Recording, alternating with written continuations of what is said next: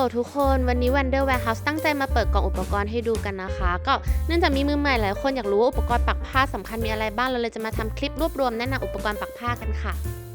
คลิปนี้ค่อนข้างยาวเราเลยทำสรุปอุปกรณ์ให้ทุกคนดูง่ายๆตามนี้นะคะใครอยากสั่งซื้ออุปกรณ์ดูท้ายคลิปหรือทักไลน์มาได้นะคะอย่างแรกเลยนะคะหลายคนเรียกน่ารักมากเลยก็คือเรียกกลมๆนะคะมันก็คือสะดึงปักผ้านะคะมีเอาไว้ขึงยึดผ้าให้ตึงจะได้สะดวกเวลาปักนะคะสะดึงเนี่ยมีหลายขนาดมากตั้งแต่3นิ้วถึง12นิ้วนะคะวิธีการเลือกขนาดเป็นไงเดี๋ยวเราแนะนำให้นะคะอย่างแรกที่เราต้องคิดในการเลือกขนาดสะดึงนะคะคือขนาดลายของเราเองอย่างเช่นถ้าลายเราเล็กนะคะเราอาจจะลองสะดึงเนี่ยอันเนี้ยสะดึง3นิ้วมาเทียบก็ดูแน่นไปหน่อยเลยเปลี่ยนเป็นสะดึง4นิ้วนะคะก็จะเห็นว่ามันพอดีขึ้นเหลือขอบผ้าหรือถ้าลายใหญ่หน่อยก็จะเลือกเป็นสะดึง5นิ้วแบบนี้ได้ค่ะเรื่องที่2ที่ต้องคิดนะคะคือตำแหน่งในการปักเพราะบางทีเราปักบนตำแหน่งแปลกๆนะคะอย่างเช่นกระเป๋าเสื้อเนี่ยที่มันค่อนข้างมีพื้นที่เล็กเราก็คือต้องใช้สะดึงเล็กตามนะคะอย่างเช่นอาจจะต้องใช้เป็นสะดึง3นิ้วหรือว่าในการปักผ้าเช็ดหน้านะคะสมมติว่าถ้าเราใช้สะดึงใหญ่ๆเนี่ยมันจะเข้าไม่ได้ถึงมุมผ้าเช็ดหน้ามากก็อาจจะต้องเปลี่ยนเป็นสะดึงขนาดเล็กลงมันก็จะเข้าสู่มุมผ้าเช็ดหน้าได้ง่ายขึ้นค่ะส่วนถ้าใครเป็นลูกค้าร้านเรานะคะซื้อการ์ดแพทเทิร์นของ Wonder Warehouse นะคะบอกเลยว่าใช้สะดึง4นิ้วหรือ5นิ้วก็ได้นะคะการ์ดเรารองรับทั้ง2ขนาดนี้เลยค่ะอุปกรณ์ต่อมาคือเข็มปักนะคะ Wonder มีขาย2รุ่นก็คือเข็มปักมือเล่มใหญ่อันนี้นะคะแล้วก็เข็มเล็กคลักขนาดอันนี้นะคะมาเทียบขนาดกันก็คือจะเห็นว่ามันขนาดต่างกันแบบนี้เลยเดี๋ยวเราจะอธิบายว่าใช้ต่างกันยังไงค่ะเข็มรุ่นแรกคือเข็มปักมือเล่มใหญ่อันนี้นะคะคือเข็มมันจะใหญ่ยาวแบบนี้ทำให้รูร้อยไหมของมันก็ใหญ่ด้วยนะคะจึงสามารถสอดไหมได้ทั้งเส้นนะคะไม่ต้องแบ่งไหมเลยเวลาได้ไหมปักมาคือสามารถสนเข็มทะลุผ่านรูร้อยไหมอันนี้ได้เลยค่ะเข็มปักมือเล่มใหญ่เลยเหมาะกับลายที่ใหญ่ๆง่ายๆเช่นลายนี้ค่ะรุ่นที่2เข็มเล็กขนาดนะคะเข็มนี้จะเล็กแล้วก็รูร้อยไหมเล็กนะคะเพราะฉะนั้นมันจะไม่สามารถสอดไหมได้ทั้งเส้นจะต้องแบ่งไหมก่อนทุกครั้งนะคะจะแบ่งเป็น1เส้นย่อย2เส้นย่อยหรือ3เส้นย่อยก็ได้นะคะพอร้อยออกมาจะได้เป็นไหมเส้นเล็กๆแบบนี้ค่ะ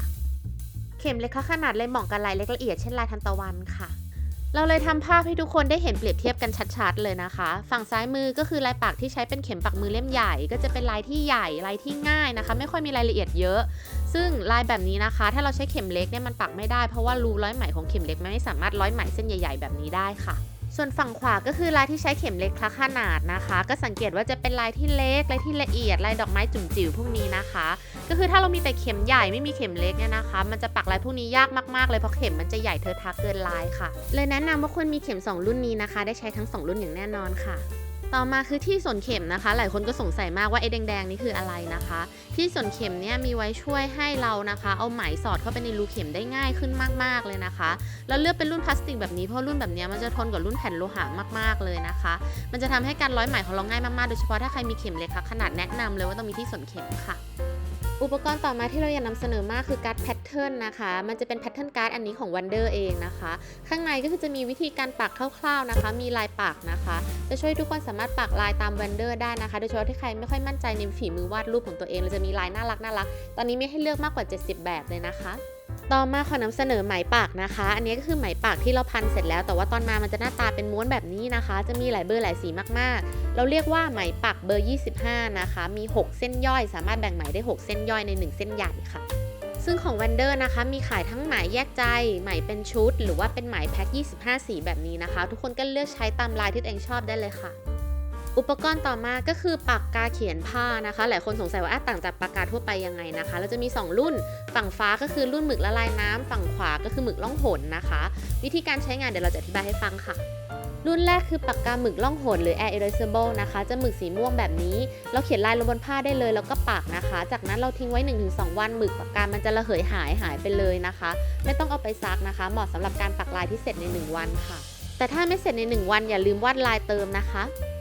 รุ่นที่2คือปากกาละลายน้ำสีฟ้านะคะหรือรุ่น Water Erasable นะคะรุ่นนี้เราเขียนนะคะปักนะคะเสร็จแล้วปุ๊บหมึกมันจะไม่ระเหยหายเองนะคะเราจะต้องเอาผลงานทั้งชิ้นงานนะคะไปแช่น้ำหรือชะน้ำนะคะเพื่อละลายตัวหมึกปากกาให้ออกไปนะคะแต่หมึกมันจะลายออกง่ายนะคะไม่เหมือนปากกาทั่วไปนะคะจึงเหมาะกับการที่ปักผลงานที่ใช้เวลาหน่อยนะคะอย่างเช่นต้องการปักผลงาน 2-3 วันเราจะได้ไม่ต้องคอยมาเติมหมึกค่ะ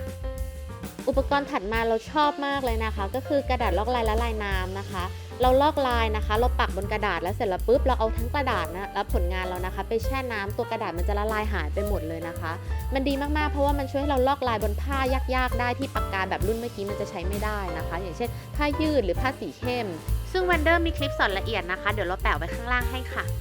ต่อมาคือกรรไกรก้ามปูหรือกรรไกรตัดไหมนะคะข้อลักษณะที่มันต่างกรรไกรทั่วไปคือมันจะมีปากที่แหลมมากๆนะคะปากแหลมเนี่ยมันจะช่วยให้เราสามารถเข้าถึงผลงานแล้วก็รวมทั้งช่วยในการเลาะไหมได้นะคะมีประโยชน์มากๆค่ะต่อมาอุปกรณ์เล็กๆที่คนมักมองข้ามนะคะแต่ว่าดีมากๆเลยคือที่พันไหมนะคะมีไว้พันเก็บไหมแบบนี้ให้เป็นระเบียบนะคะเพราะเวลาเราใช้งานนะคะเวลาไหมมันพันยุ่งเหยิงมันใช้งานยากมากๆเลยนะคะมีแผ่นนี้ช่วยมากๆในการจัดระเบียบและใช้งานได้ง่ายขึ้นค่ะก็ครบแล้วนะคะชุดอุปกรณ์พื้นฐานสำหรับงานปักนะคะเราก็พยายามรวบรวมทั้งหมดมานะคะทุกคนจะได้ดูกันง่ายๆหวังว่าจะมีประโยชน์ต่อทุกคนนะคะแต่ถ้ามือใหม่คนไหนไม่อยากปวดหัวหาอุปกรณ์ทีละชิ้นเองนะคะร้านแวนเดอร์จับชุดอุปกรณ์มาให้เลยนะคะรวมอุปกรณ์งานปักมีตั้งแต่ชุดเล็กยันชุดใหญ่พร้อมแพทเทิร์นปักหลายลายมากๆแล้วก็มีถุงผ้าแพชชั่นหน้าให้เลือกด้วยนะคะทักมาสอบถามได้ที่ Line ID @wanderwarehouse ตาม QR code นี้นะคะหรือว่าจะทัก Facebook Shopee นะคะเราแปะลิงก์อยู่ด้านล่าง description box นะคะลองดูได้ค่ะ